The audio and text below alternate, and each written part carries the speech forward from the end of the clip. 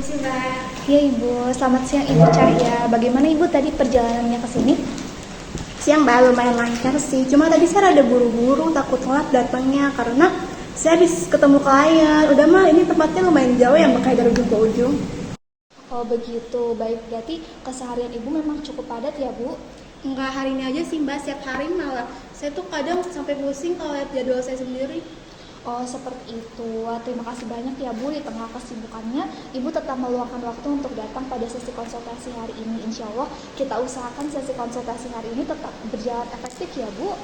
Baik Mbak, kemarin tuh dokter menyarankan saya buat konsultasi ke sini mengenai makan makanan yang biasa saya konsumsi. Nah, kemarin juga kata dokter kadar kolesterol saya tuh tinggi. Jadinya saya takut deh kalau nanti udah nggak bisa makan makanan kesukaan saya lagi. Oh seperti itu. Berarti saat ini Ibu merasa khawatir karena takutnya kadar kolesterol yang tinggi justru bisa membuat Ibu tidak bisa makan makanan kesukaan Ibu lagi ya Bu?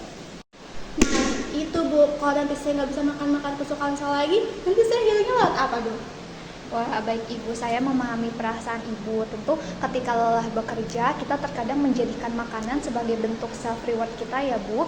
Tapi Ibu tenang saja, pada sesi konsultasi hari ini kita tidak akan melarang Ibu mengenai konsumsi makanan-makanan tertentu, tapi kita bersama-sama mencari solusi ya Bu, agar Ibu bisa tetap makan makanan kesukaan Ibu dengan bonus tubuh yang tetap sehat.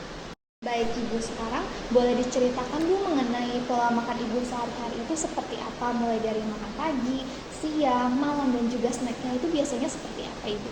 Kalau pagi sih biasanya saya minum kopi atau enggak cuma makan roti. Nah, kalau misalkan siang itu biasanya saya beli fast food karena kan mudah dan cepat ya Bu. Terus juga banyak dijual di dekat kantor saya. Terus kalau misalkan malam biasanya saya pesan online aja sih, apalagi kan sekarang udah banyak aplikasi-aplikasi yang menyediakan makan online ya. Terus kalau misalkan snacknya itu biasanya saya makan batagor sih Mbak sama gorengan lain, apalagi ditambah sampai sama bumbu kacang itu mantep banget ya Mbak. Kalau misalkan masak sih saya jarang ya Mbak, soalnya saya sibuk banget nggak ada waktu. Oh begitu Ibu, berarti kalau untuk makan pagi Ibu biasa mengkonsumsi kopi atau roti ya Bu, kemudian di makan siang biasanya mengkonsumsi fast food, kemudian pada makan malam biasanya memesan online, sedangkan untuk snack itu banyaknya mengkonsumsi gorengan atau batagor seperti itu ya Bu? Iya Mbak, soalnya selain cepet juga enak dan murah ya Mbak. Saya kan udah stres kerja ya Mbak, masa saya harus stres juga, harus mikirin masak apa hari ini.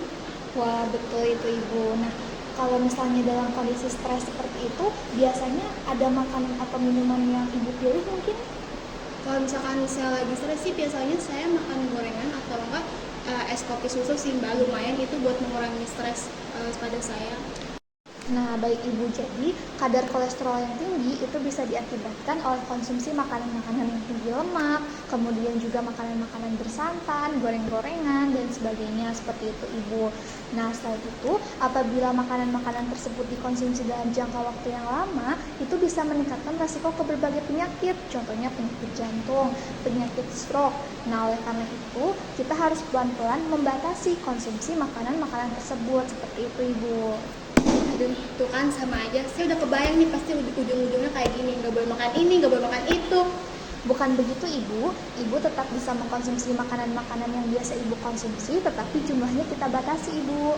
Itu mah sama aja Mbak, intinya saya nanti udah nggak bisa makan kesukaan saya lagi kan. Tidak begitu Ibu, jadi nanti Ibu tetap bisa mengkonsumsi makanan kesukaan Ibu. Nanti untuk perubahannya kita lakukan secara pelan-pelan Ibu, jadi tidak drastis seperti itu. Tadi kan Mbak bilang untuk melakukan perubahan secara pelan-pelan ya. Nah itu maksudnya gimana Mbak? Jadi untuk perubahan pelan-pelan yang dimaksud itu kita bisa mulai perlahan Ibu. Misal biasanya Ibu mengkonsumsi ayam goreng, nah itu bisa kita coba ganti menjadi ayam panggang. Kemudian kalau tadi Ibu merasa tidak punya banyak waktu untuk memasak, Ibu bisa mulai kebiasaan dengan food prep di setiap weekend Ibu.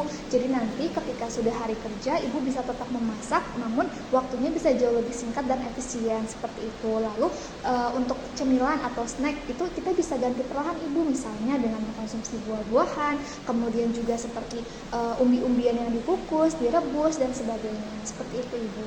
Kalau gorengan gimana Mbak? Saya suka banget nih makan gorengan. Kalau misalkan sehari aja saya nggak makan gorengan, pasti mulut saya tuh asem aneh gitu Mbak. Oh begitu ya Ibu. Nah kalau untuk gorengan kita bisa menguranginya juga. Misal Ibu mengkonsumsi gorengan 3 buah dalam satu hari. Nah kita bisa kurangi menjadi 1 buah dalam satu hari Ibu. Nanti untuk mengatasinya bisa dengan mengkonsumsi buah-buahan ataupun kukus-kukusan Ibu yang nantinya bisa memberikan efeknya yang lebih lama seperti itu. Nah, baik Ibu, kira-kira dari saran-saran yang sudah saya sampaikan, apa yang Ibu bisa lakukan pada minggu ini, Bu? Saya akan coba mengganti ayam goreng menjadi ayam panggang, terus juga saya akan mulai rajin mengkonsumsi buah-buahan. Kebetulan juga besok weekend, jadi saya akan mulai untuk mencoba food prep. Nah, betul sekali Ibu. Berarti untuk minggu ini kita fokus pada hal-hal tersebut ya, Bu. Nah, untuk memastikan kembali bahwa informasi yang saya sampaikan sudah jelas, mungkin boleh Ibu memberikan rangkuman atau poin-poin penting dari sesi diskusi kita pada hari ini.